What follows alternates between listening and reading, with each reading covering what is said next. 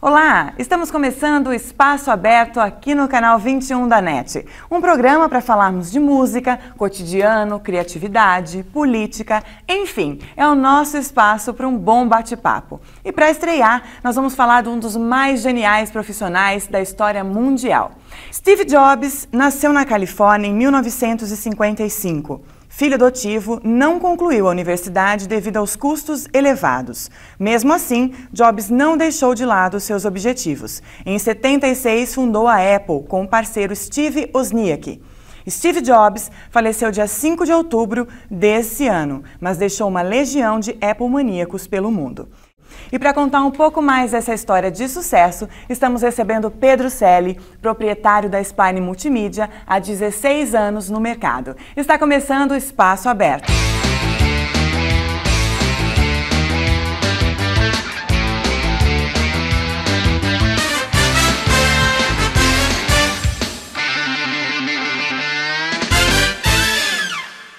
Pedro, obrigada pela sua presença. Para iniciar, conta um pouquinho para a gente do começo da história da Apple.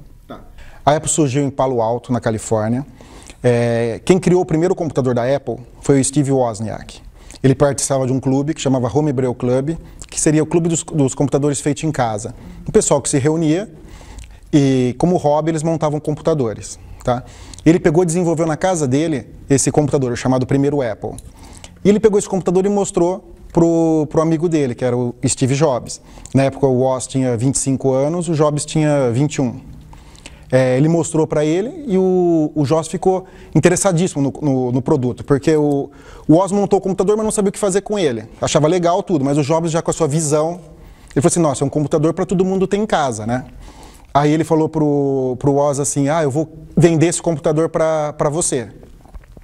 E eles deram o nome desse primeiro computador de Apple. Por quê? Porque na década de 70, o Jobs peregrinou pelo mundo. Então ele foi lá para a Índia, viveu como um hippie assim por lá, virou budista, essas coisas. E eles viviam num lugar lá que tinha um monte de pomar, né, de maçã.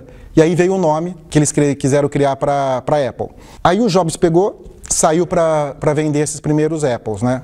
Na primeira saída dele, ele conseguiu vender 100 computadores, a $500 cada computador. Em cima desse lucro que eles tiveram, eles fundaram a Apple Computer. Só que tinha um problema. Não existia o produto. Existia um protótipo. O Woz teve que criar um computador que fosse comercial dentro desse período de pouco tempo para poder entregar pro pessoal para que ele tinha vendido. Só que teve um outro problema também. Esse computador, o primeiro Apple, ele era muito dedicado assim para quem entendia do assunto, porque para fazer ele funcionar não era tão fácil. Não é que nem um computador que você tem hoje, você chega em casa, pluga e ele funciona. Você tinha que ter um certo conhecimento básico. Aí o Jobs pediu para que ele aperfeiçoasse o computador.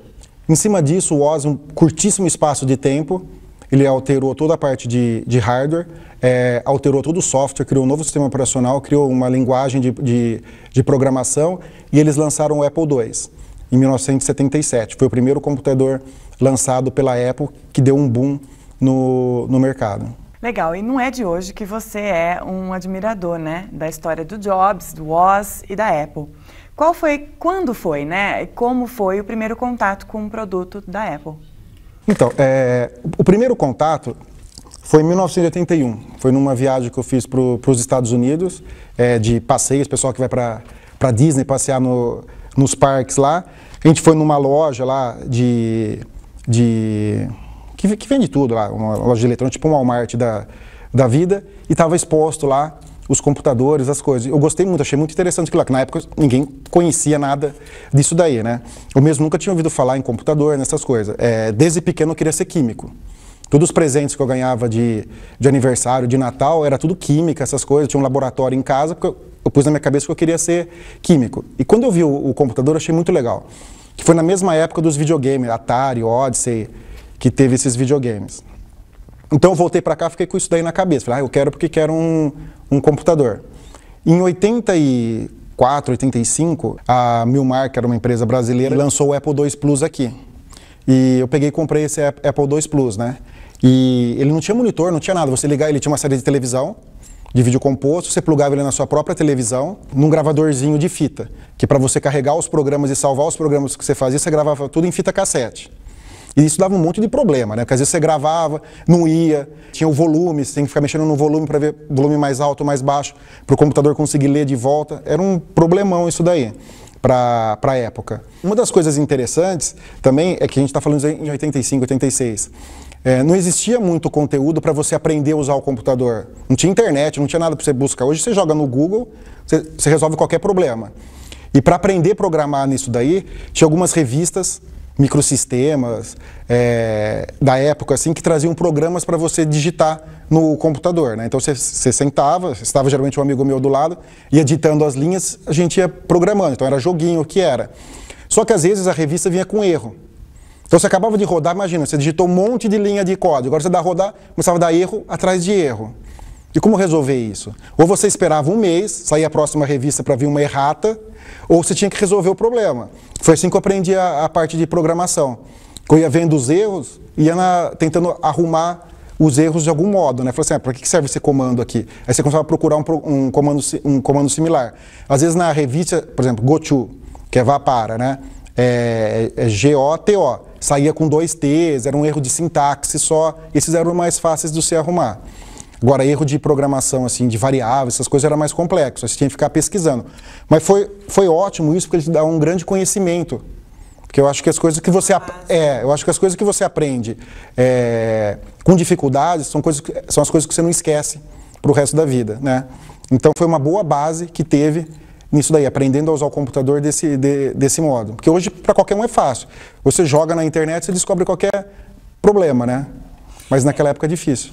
Pedro, você citou a base como das preocupações, né? Essa base sólida que o Steve se preocupava. Num dos discursos dele, um dos mais famosos, né, em Stanford, que ele fez, ele citou que quando ele foi demitido da Apple, ele entrou num grande processo de criatividade. E você acha que essa genialidade dele tem a ver com essa busca, com essa preocupação com os detalhes? Sem dúvida alguma. O Steve Jobs era uma pessoa muito detalhista. E ele era muito prepotente também. Então, ele achava que as pessoas deviam usar os produtos que ele idealizava como ideal. Não o que você queria, o que ele achava que você queria, entendeu? E essa prepotência dele foi muito maior na primeira fase em que ele dirigiu a empresa. Os funcionários falam que tinham medo de conversar com ele. Que se ele encontrasse com você no elevador, fizesse uma pergunta e você não soubesse a pergunta, ele te demitia ali mesmo. E com essa saída dele da Apple, nos anos 80, ele criou uma empresa chamada Next, de informática, de computação, e começou a desenvolver um sistema operacional baseado em Unix, que foi o Next Step. E, paralelamente, ele comprou a Pixar, do George Lucas. Que a Pixar, nas mãos do George Lucas, era uma empresa de efeitos especiais, que era usado para criar os efeitos especiais dos filmes do George. E na mão do Steve Jobs, ele transformou a Pixar nessa potência que ela é hoje, criando o primeiro desenho animado que foi o Toy Story.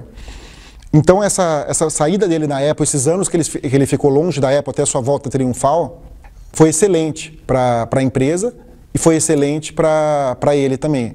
Que ele deixou aquele modo hippie de ser e se transformou nesse empresário visionário de sucesso e não tão prepotente como ele era antigamente. Claro que ele manteve ainda um pouco da prepotência, senão a Apple não seria o que é hoje.